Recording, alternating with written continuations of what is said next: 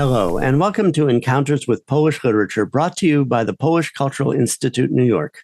I'm David Goldfarb, and I'll be your host.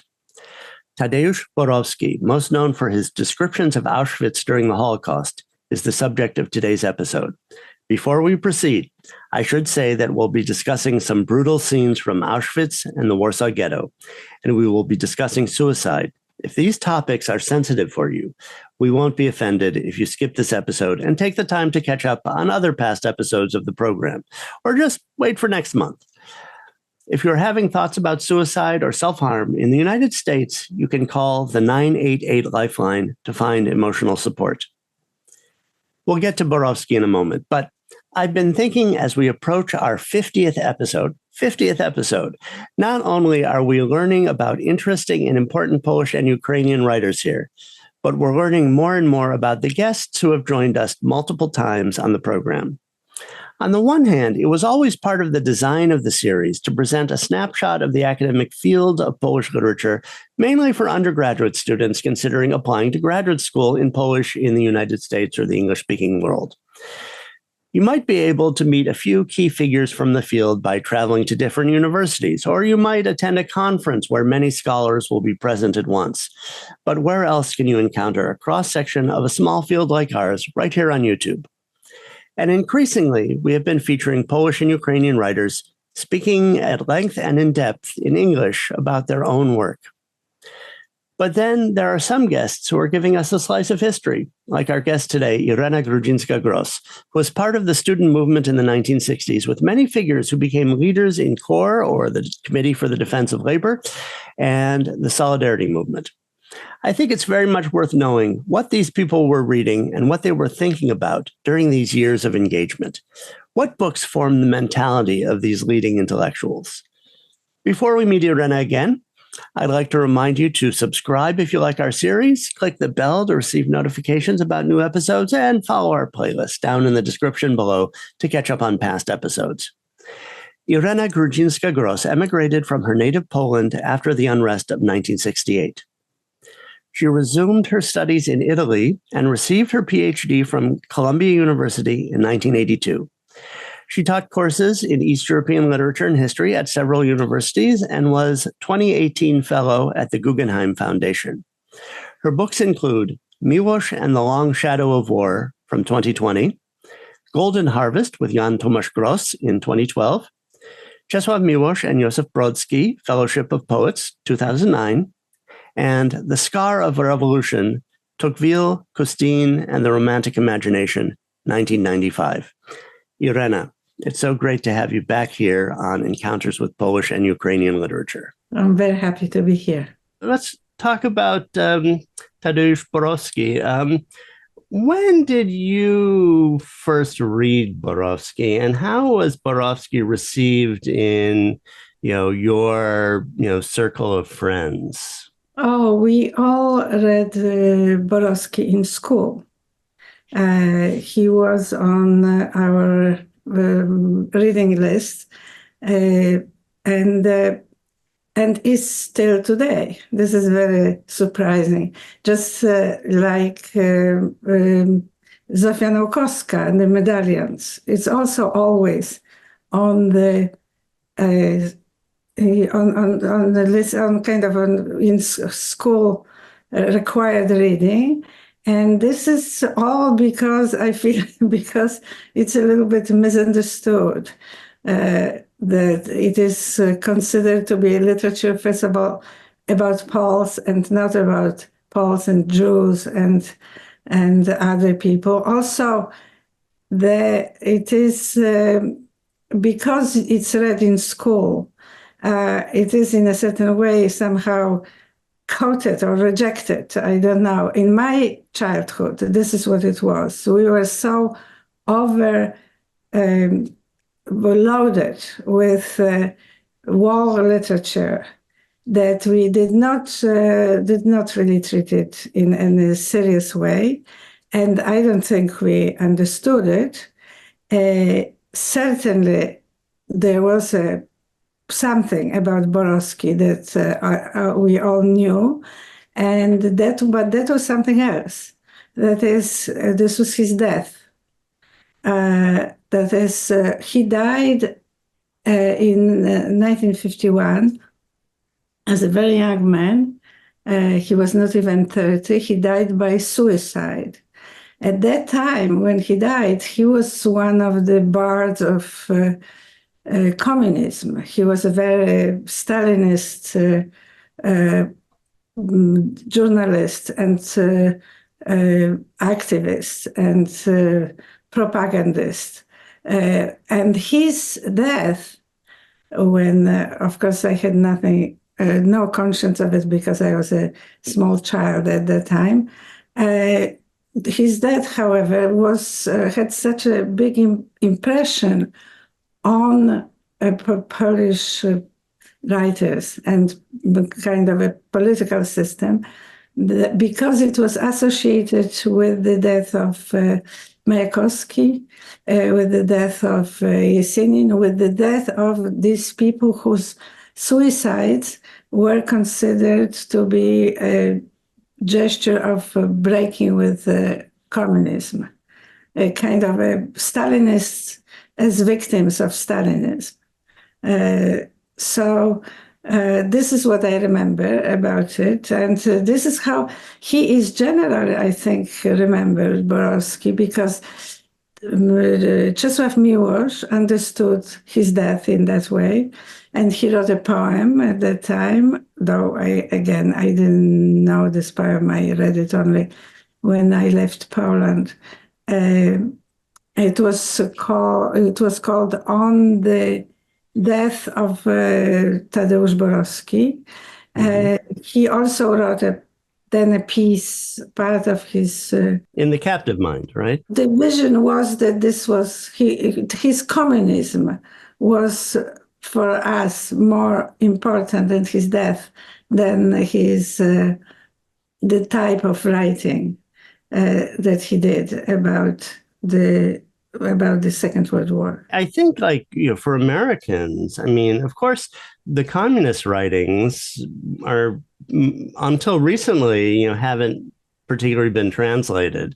There are a couple examples in Madeleine Levine's recent collection of his late stories called Here in Our Auschwitz and Other Stories.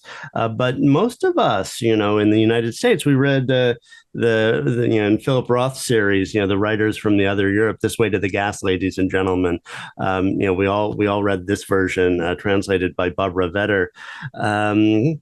And any of us who were reading this kind of literature would recognize a lot of the kind of camp vocabulary that we would also have read in Elie Wiesel's Night, where people talk about organizing something as a way of meaning you got some goods by illegitimate means, and they would talk about pipel, meaning punks in the camp, people who were kind of sex slaves to the capos, and they would use language about the imagery of the transports and the selections.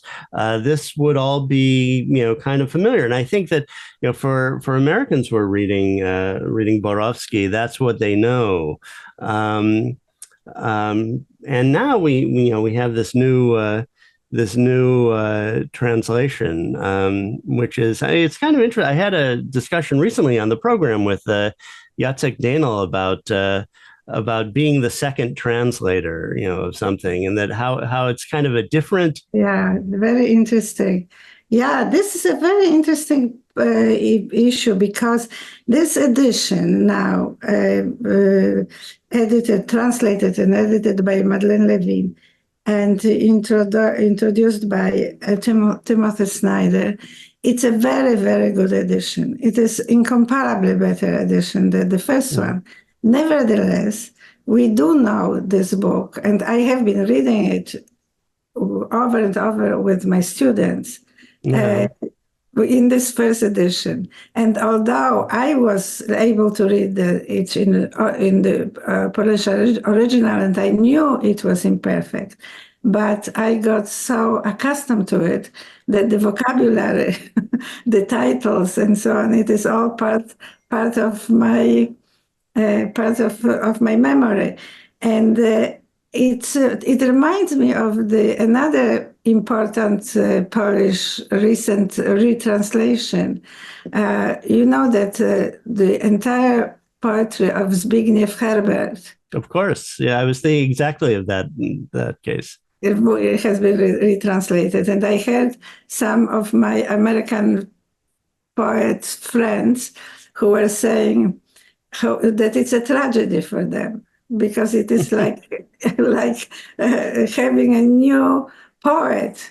They know by heart some of his poetry, and here they find that this is not exactly what it is. So I think this translation at this early stage should coexist with each other. Only then later on we are going to the new translation. We need some kind of slow adjustment. I agree. I think what Jacek's point was, he was talking about, he'd retranslated into Polish The Great Gatsby of Fitzgerald, right? So, which had been translated, and he said, well, the first translation has to make the work appealing to the public. That it's often smoothed over. It's the languages, but then later translators can really try to reveal the originality and the roughness sometimes of the original, in the way that if they did that in the first instance, it might not have worked. I mean, the same I think is true of Madeleine Levine's translations of Bruno Schulz. I mean, the early translations in some ways made Schulz's language more stylistically, kind of conventional. But Levine's translations are very, cognizant and aware of the things that maybe the first translator edited out, words that were hard to translate, like pawuba or something like that, or words that were reused over and over again, that were sounded repetitious maybe in Polish, but that was part of his intention. So we want to know, right, when we read it. Interesting what is going on, which is paradoxical, which is that in the 50s and 60s, when these works you mentioned were translated, the work of a translator was less visible, less acknowledged. The translator was much more in the shadow. But at that time, the translator was able to do what he or she wanted. I mean, he couldn't. This is true. He couldn't do a sentence, or he could cut it out. And now that the translators are much more appreciated and rewarded, now they have to really stick to the work. They are not forgiven for not translating all the sentences and not finding the correspondent idioms or something like that. So they have less freedom now, while they are more visible than they had when they were obscure. Perhaps that's true. That's true. Although, they can also have more there's more appreciation of the style of the translator, the recognition that every word that you read that's not in the original is written by the translator. Even though you've become accustomed to thinking about, the work is by the original author, in a sense, you're not even looking at any of the words of the original author. But I grew up, as most of my generation, on translations by Boy Żeleński of the entire French literature. Mm-hmm. And I was astonished to find out how free he felt to change everything when I started to read it in French. He was a great translator, very kind of, only Stanisław Barańczak is comparable to him as far as the scope of his translating. But he felt very free to throw away big parts of a work, or cut sentences or divide sentences. The Proust is different in Polish than in French. All right, so back to Borowski. So, do you want to give a rundown? Who was Borowski, and where was he from, and so forth? Yes, Borowski was born in 1922 in Zhytomyr, in what is now Ukraine. What at that time was part of the Soviet Ukraine, and his two Polish parents of kind of middle class, lower middle class, working, but with some element of intelligence. It's difficult to describe them, but because they were Polish and they were Polish in the Soviet Union, their life was very dangerous. The father was arrested. I forgot the year, but he spent about 6 years in the Białomor Canal in a very, very cruel deportation to a working camp. The mother was arrested as well as a wife of an enemy of the people. And the boy, young Tadeusz, was brought up by his aunt. The father was released and he turned back to Poland. They came to Poland rather than back because, of course, Zhytomyr did not belong to Poland at that time.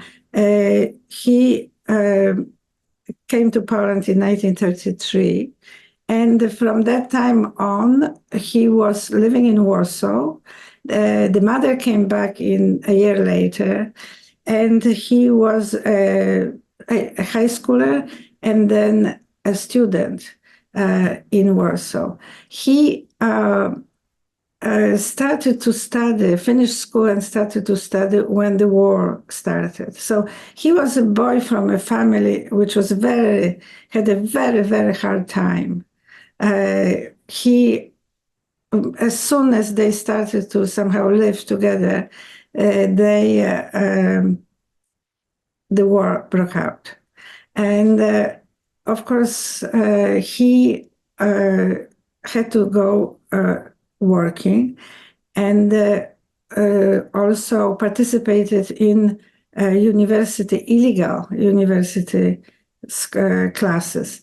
Of course, learning and studying was prohibited to Poles under the occupation. His classmates, both in school and at his university courses, were some of the best young, promising poets. For example, Andrzej Trzebiński was one of them.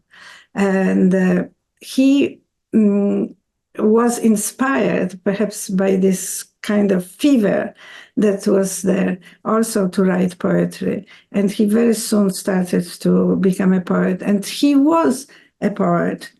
And I think a very good poet, at least very interesting poet in most of his work, until 1945.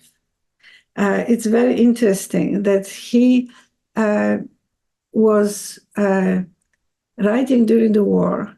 He was writing in Warsaw under occupation. He was writing in Auschwitz, where he was deported, and in other concentration camps to which he was deported from Auschwitz.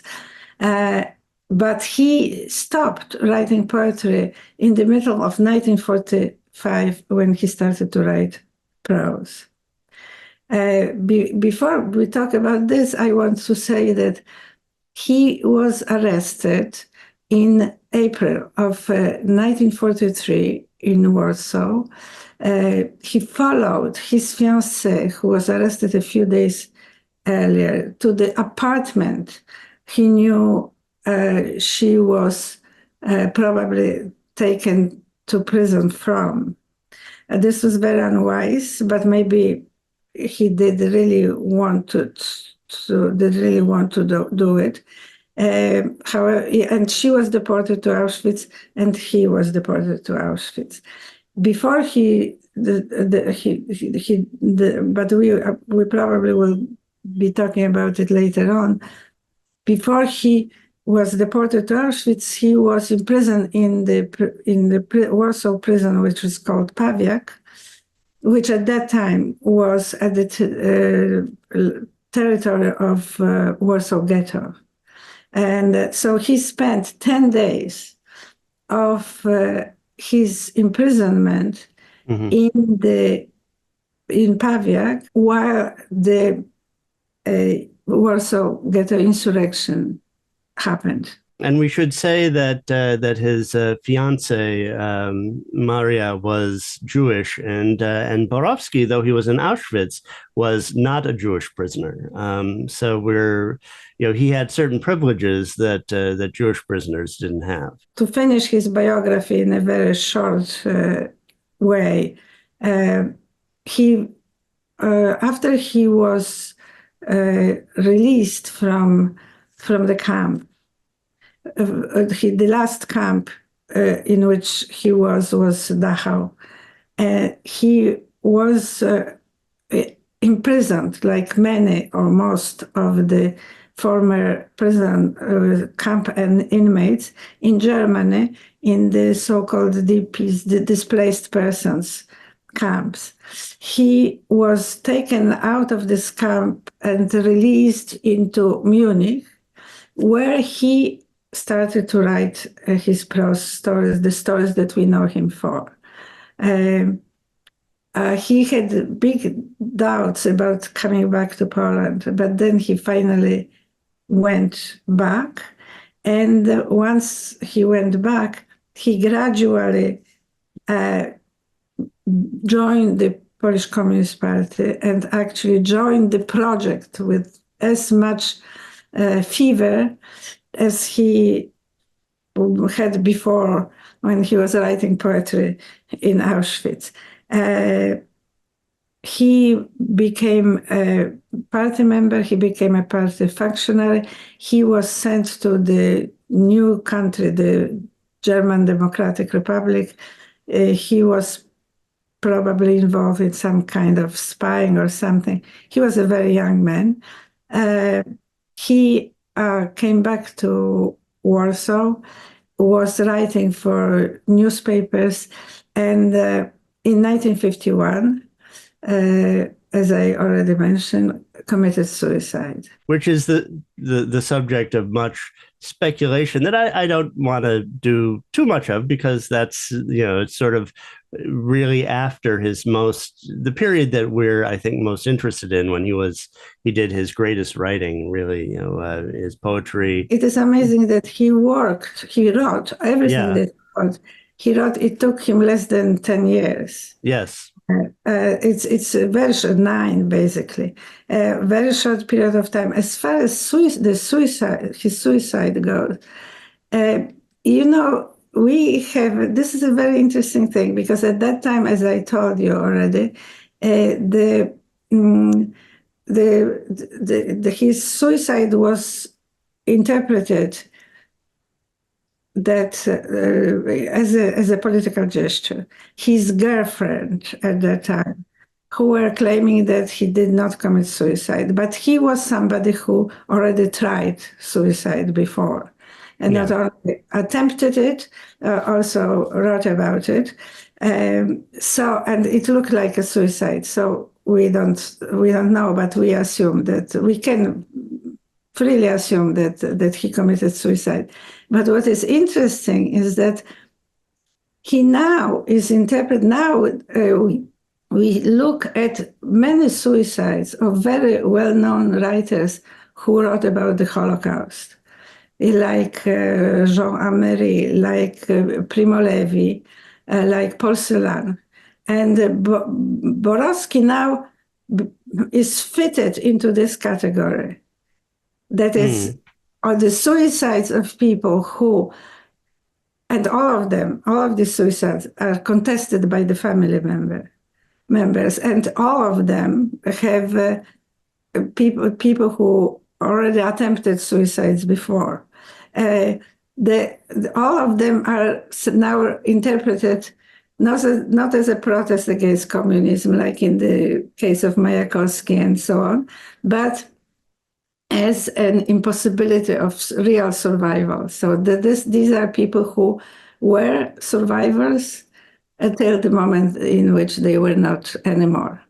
They are considered to be the victims of Auschwitz or whatever camp or prison they were in, even though with substantial delay. Yeah, it's certainly something I've thought of. So let's look at some texts, and maybe we'll come back to that. Maybe a little bit of introduction before we look at it, because when I read it today, and I read it many times, but I reread.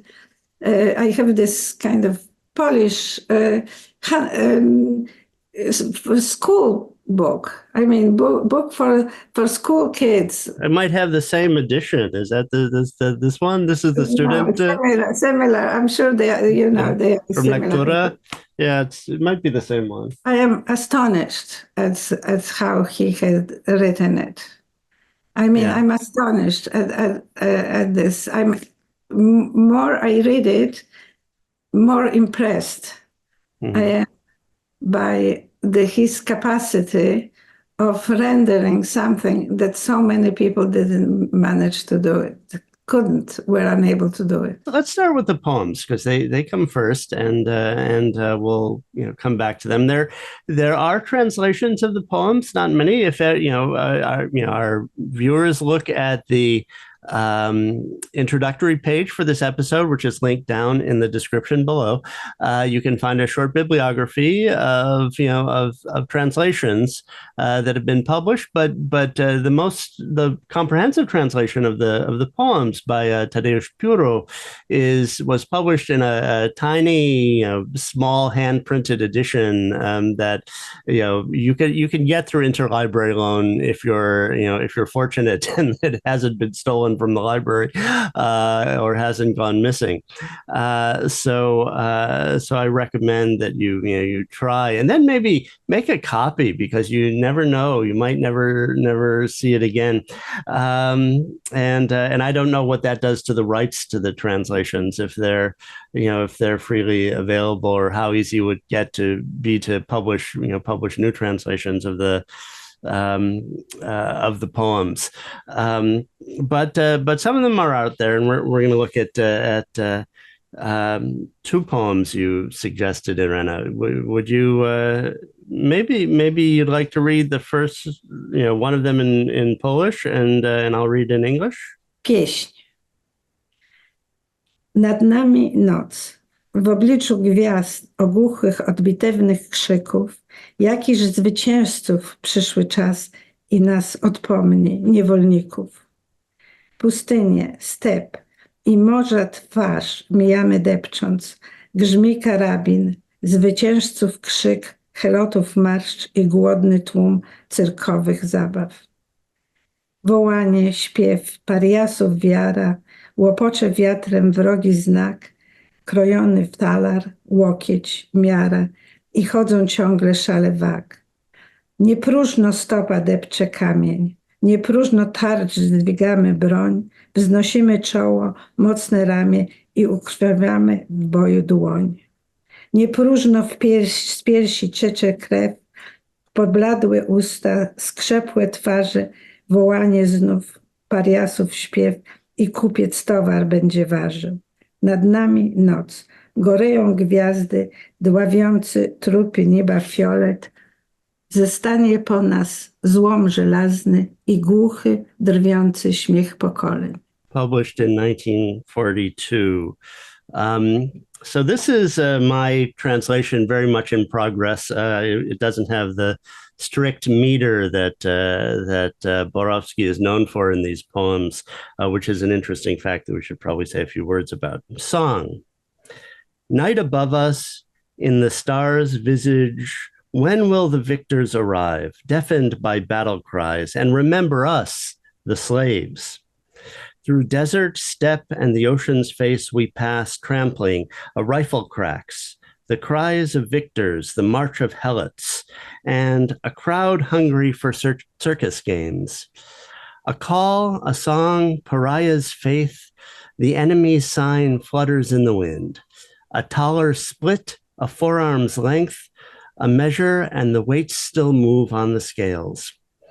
It is not in vain that foot tramples stone. It is not in vain that we drag shields, weapons, raise our heads, a resilient arm, and bloody our hands in battle. It is not in vain that blood flows from our chests, pale lips, clotted faces. Another call, pariah's song, and the dealer will weigh the goods. Night above us, the stars on high, the choking cadaverous violet sky. All we leave behind will be scrap iron and the hollow, mocking laughter of generations. This is the most famous of his poems, because of the ending. Because of the ending. It is a classic. If you ask people about his poems, these last two lines are the ones that are the best known. All we leave behind will be scrap iron and the hollow mocking laughter of generations, which is, it's an image that comes up in his stories as well. That like in A Day in Harmenz, there's that image of they're working on the rail line or something like that, and after all this war, after the camps and everything, that's all going to be left. It's just these meaningless artifacts, and nothing else will matter. There, and it's contrasted with a vision that, well, the idea is that the war is supposed to bring peace, isn't it? Or is it supposed to bring a better time than we had before? And it's it rings hollow. And the idea that the war is supposed to be heroic and that people are supposed to be ennobled by it. Yes. This is the opposition to that. Exactly. And also this image of the burning sky and the smoke, and that's the crematoria. I mean, that's something that's everywhere in Borowski. That's the overarching, one of the overarching images. And he wrote, while in Auschwitz, he wrote a lot of poetry. He was known as a poet, and he was in a kind of a fever of producing poetry. And that poetry was not only the poetry of mocking poetry, but also poetry of love poetry and poetry that supported people. There were kind of lullabies and Christmas songs, and unfortunately, most of it was lost. Yes. What remains is some things that were remembered by some co-prisoners and some of his friends, but the majority of it was lost. The next poem we have is a poem written after the war, but it also starts with this kind of, it's as if parallel, because it starts with the night. Would you like to read it? Yes. You read in Polish. I'll read Puro's translation, which I happen to have. Noc nad Birkenau. Znów noc. Znów niebo groźnie krąży jak sen. Jak zwierz się pręży nad głuchą ciszą, nad obozem. Blady jak trup zapada księżyc. I jak rzucona w boju tarcza leży wśród gwiazd niebieski Orion. Głucho w ciemności auta warczą i błyszczą oczy krematorium. Parno i duszno, sen jak kamień, nie ma oddechu, rzęzi gardło. Jak ciężka stopa piersi łamie milczenie 3 milionów zmarłych. Noc bez końca, świtu nie ma. Oczy od snu są oczadziałe, jak Boży sąd nad ludzką ziemią zapada mgła nad Birkenau. So this is Tadeusz Borowski's translation. Night over Birkenau. Night again the grim sky closes, circling like a vulture over the dead silence. Like a crouching beast over the camp, the moon sets, pale as a corpse. And like a shield abandoned in battle, blue Orion lost among the stars, the transports growl in darkness, and the eyes of the crematorium blaze. It's steamy, stifling. Sleep is a stone. Breath rattles in my throat. This lead foot crushing my chest is the silence of 3 million dead. Night, night without end. No dawn comes. My eyes are poisoned from sleep. Like God's judgment on the corpse of the earth, fog descends over Birkenau. These two are, as we said before, the two most famous of his poems. He wrote a lot of love poetry that is known, which is good. And for me, having read his poems, the ones that really kind of broke my heart are the ones written just after the war, when he finds out how many of his friends, his closest friends, died. And these are poems about the dead poets and about his friends and about his generation. They are really should be translated. They should be translated. Maybe eventually we'll get there.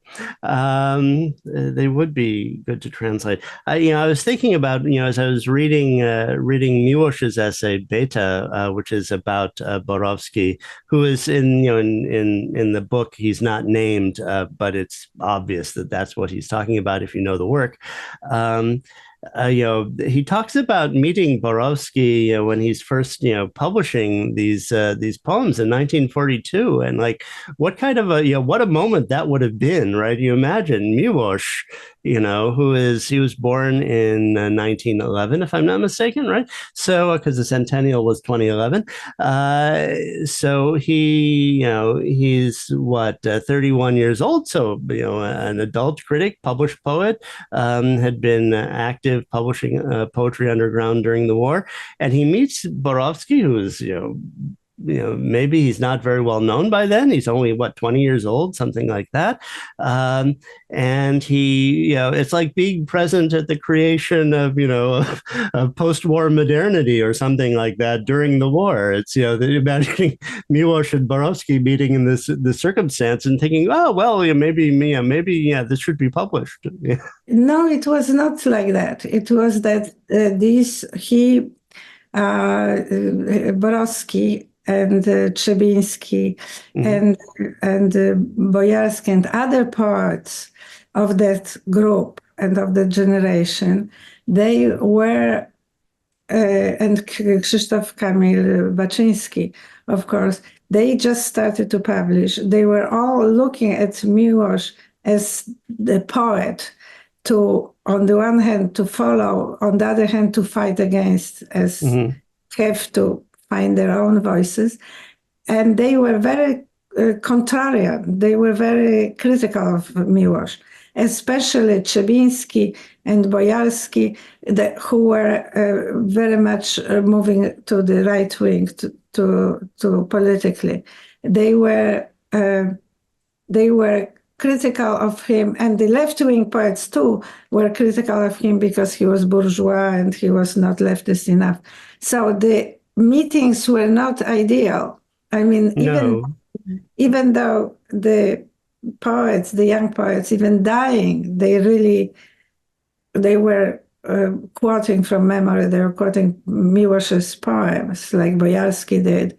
And Trzebiński they really loved his poetry, though they did not confess it so publicly. But this conflict was very important, and it was then remembered, and it is remembered till today, because they died, and he didn't. Yeah, and he was guilty of surviving these young men. But Borowski did not move to the right, and in fact his very close friendship with Trzebiński was broken because of political reasons, and but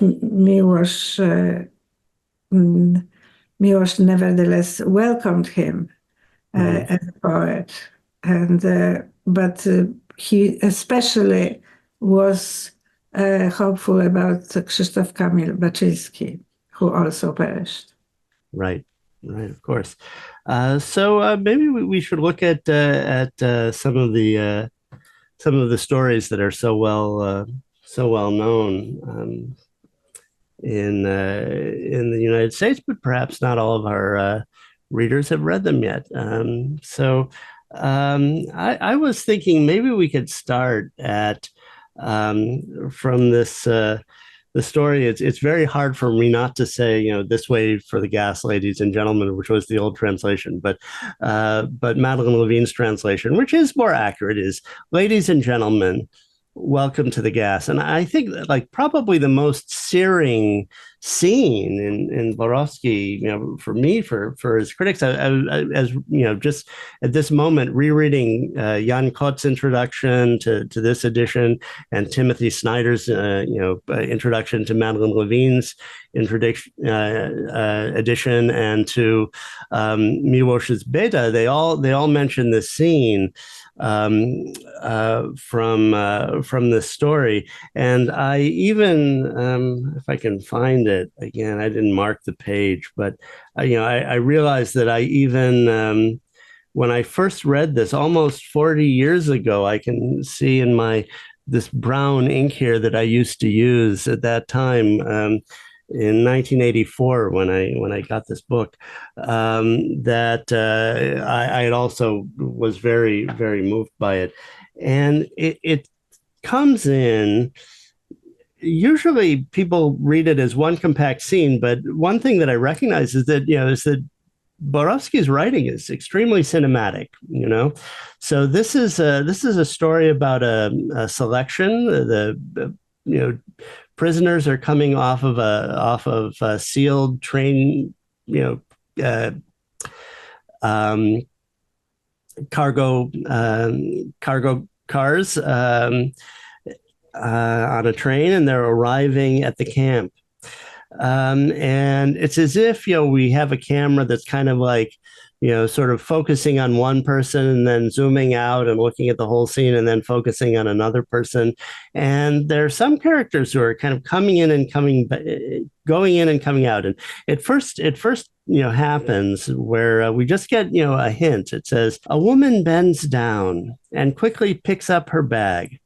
The whip whistles. The woman screams, stumbles and falls under the feet of the crowd.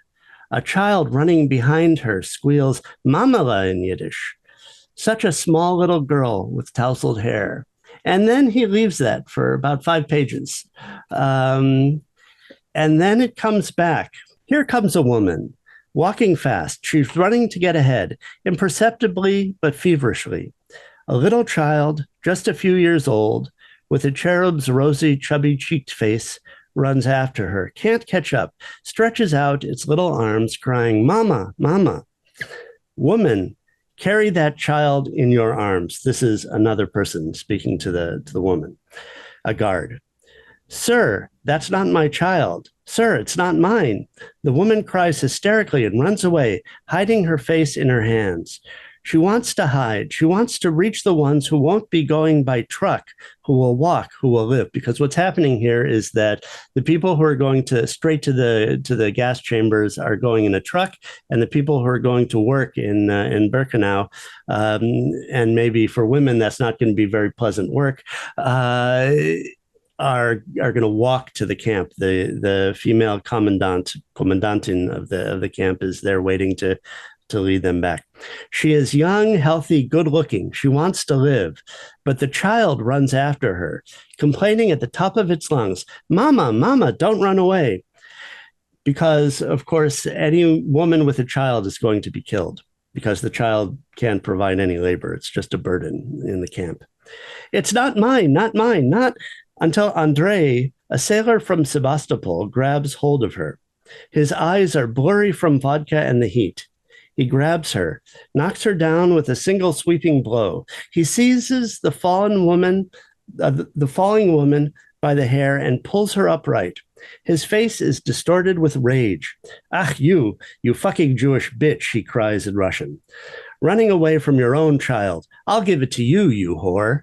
He snatches her up with his large hand, crushes her throat that is trying to scream, and hurls her into the truck like a heavy sack of grain. "Here, take this too, bitch." And he flings the child at her feet. "Gut gemacht. That's the way to punish unnatural mothers," says the SS man who's standing near the truck. Gut Ruski, because he's a Russian soldier. "Malchi, shut up," Andrei mutters through clenched teeth and walks away from the freight cars.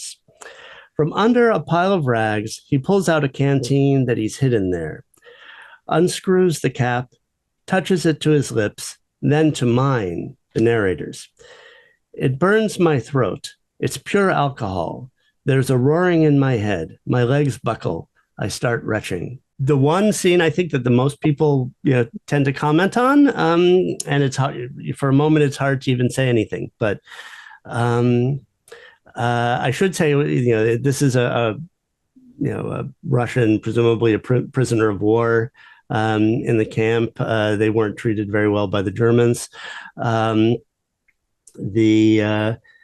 The narrator there is somebody named Tadeusz, but he's a Vorarbeiter.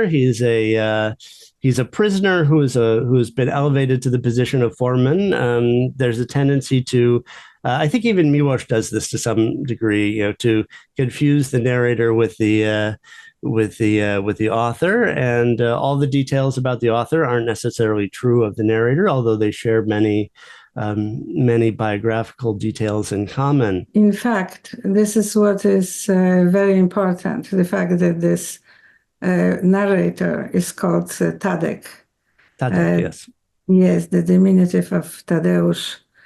So we assume it is Borowski. And this scene, you rightly have, and everybody else who did it has chosen this. This is a scene that shows this microcosm of Borowski's writing and of Auschwitz.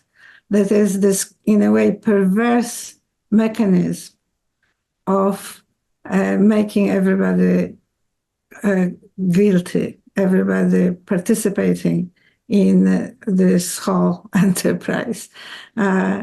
The reversal of all of the values that they are. So the woman who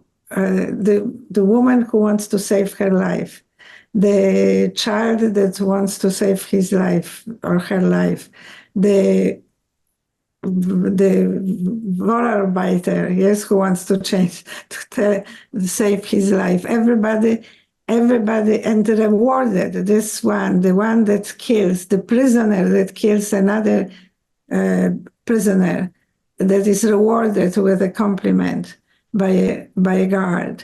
All of these elements just show this the kind of the essence. It's an essence of the perverse reversal of the morality and relationships, dependence of relationships that exists. We have basically every possible configuration here, including the narrator, yes, who is looking at it, yes, and who is participating, kind of sharing the drink, the vodka, with the murderer, and then has a certain physiological reaction to it. And in fact, the books, the stories of Borowski are full of his physiological reaction. In fact, this is one of the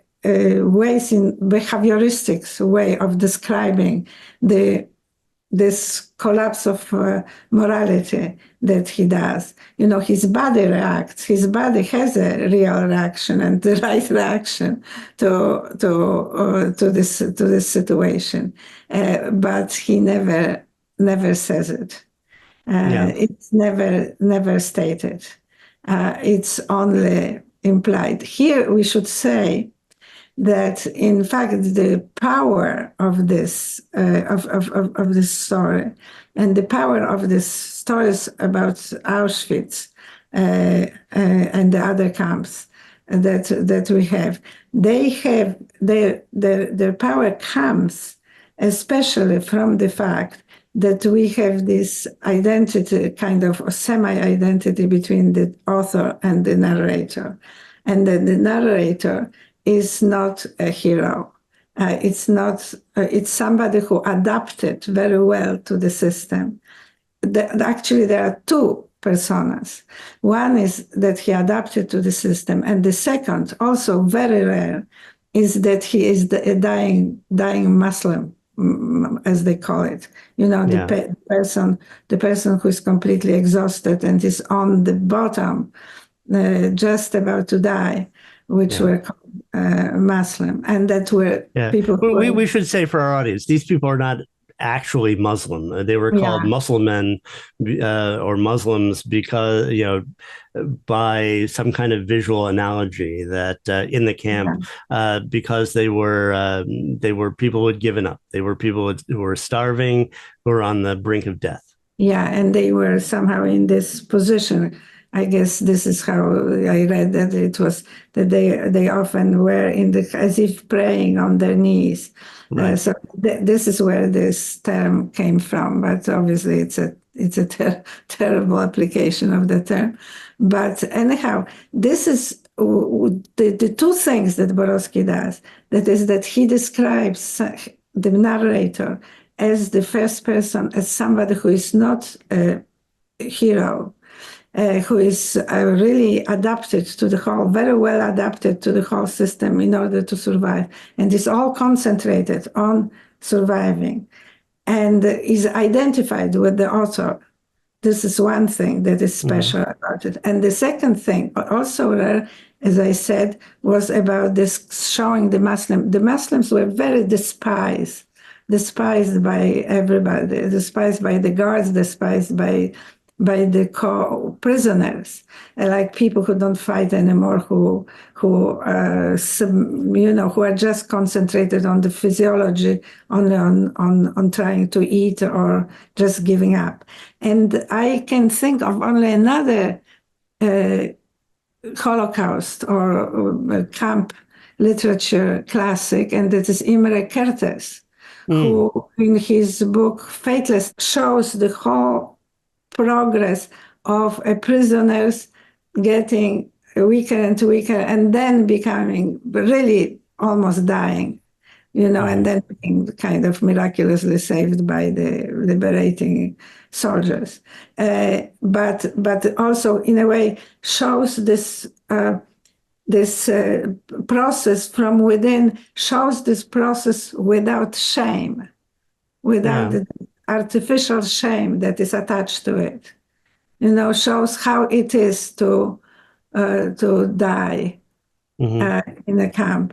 So this is why Borowski and Kertész and Borowski are very extraordinary among this literature, about camp literature, which has this temptation always to show somebody very noble, to show somebody resisting.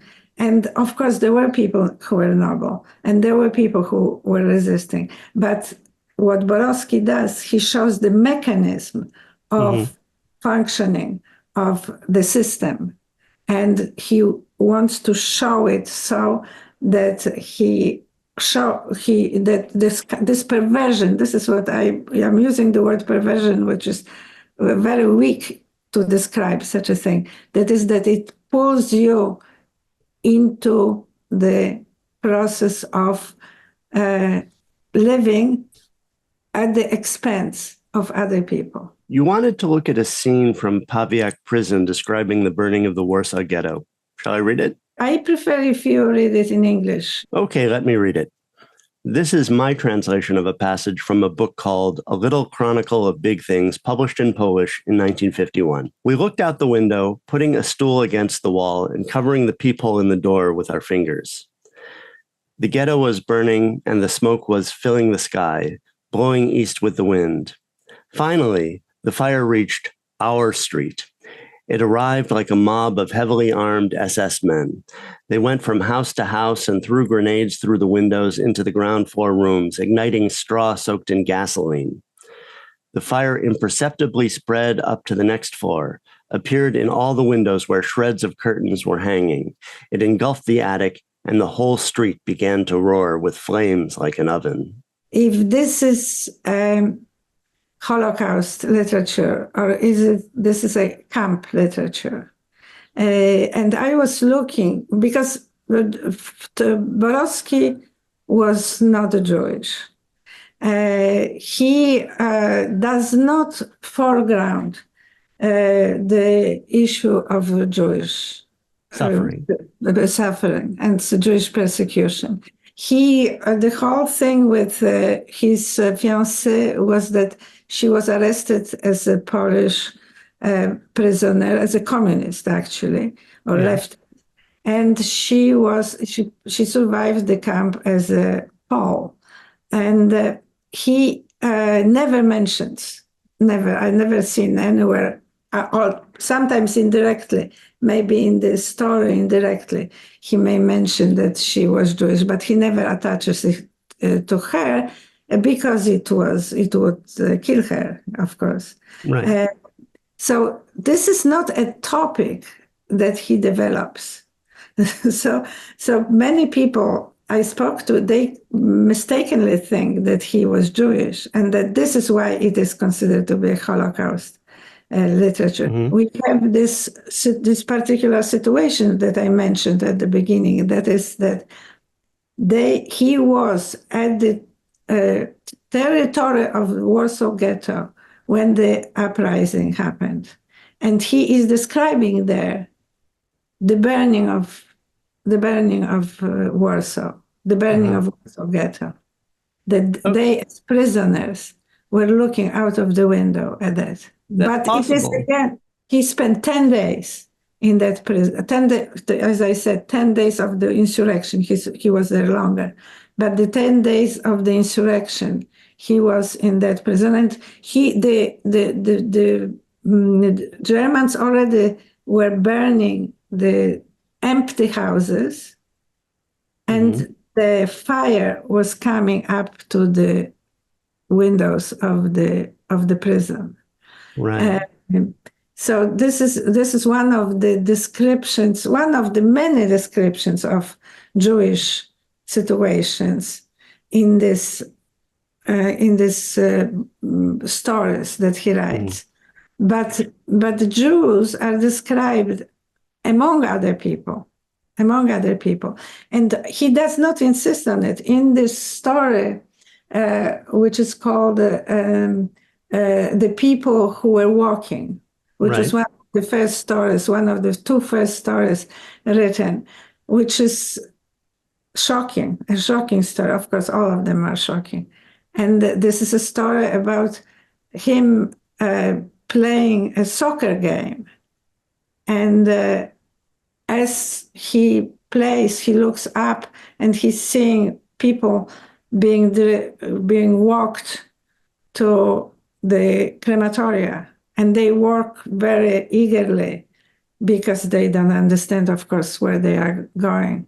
And and it's kind of there are hints of kind of them being, these prisoners being ironic, kind of looking at them how eagerly they work. That they don't know, and we do know where they are walking. He refers to them as people who are walking, but doesn't mention that these are all Hungarian Jews. And then after 20 minutes or something, or maybe at the end of the game, he turns around and there's nobody there. In the time, all of these people, thousands of them. Yeah, 3,000 people were killed from one corner kick to another one. Right, right. Yeah. And in general, he said, I saw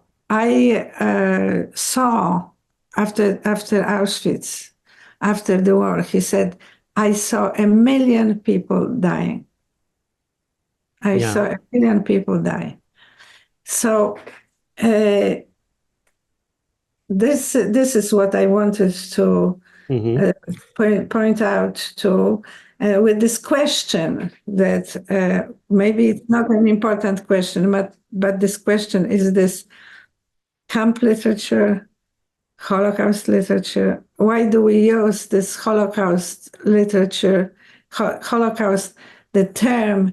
Do we use it in general, applying not only to Jews, or do we, if we use it only as a category of literature about the Jewish Holocaust, then do we think that here in our Auschwitz is a book that is a Holocaust book? So on that note, I think we have reached the end of our hour. But can I ask you before you go? What are you working on now? I know you said you've got a book project. What's it about? I'm just editing mostly footnotes before the publication of my book, Biography of Alexander Weisberg-Cebulski, that I'm ashamed to say I already mentioned before on this program, and the book is still not published,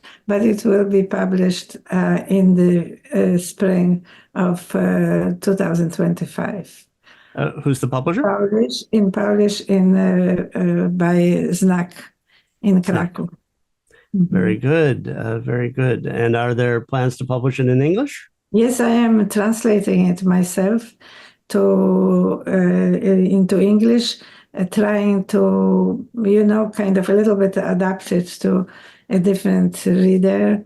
And I'm hopeful I will finish this translation in the next 6 months. Before I ask you to appear on the program again. Well, thank you so much for joining me again on Encounters with Polish Literature. Thank you. Thank you. Hang on. Please subscribe and click the bell to stay on top of the program. Watch the credits for some recommendations about how you can support aid for Ukraine and for Ukrainians fleeing the war in their country. I'd like to thank all the people who helped make this series possible. The Polish Cultural Institute New York sponsors our program. Bartek Remisko, head of humanities and literature at the Polish Cultural Institute New York, is our executive producer. Natalia Iyudin is my fellow producer and editor. Our opening and closing music is by Radek Przedpełski. Thank you all for listening and reading along with us. Let's meet again in a month when we'll be talking about the great writer of the Enlightenment in Poland, Ignacy Krasicki. See you then.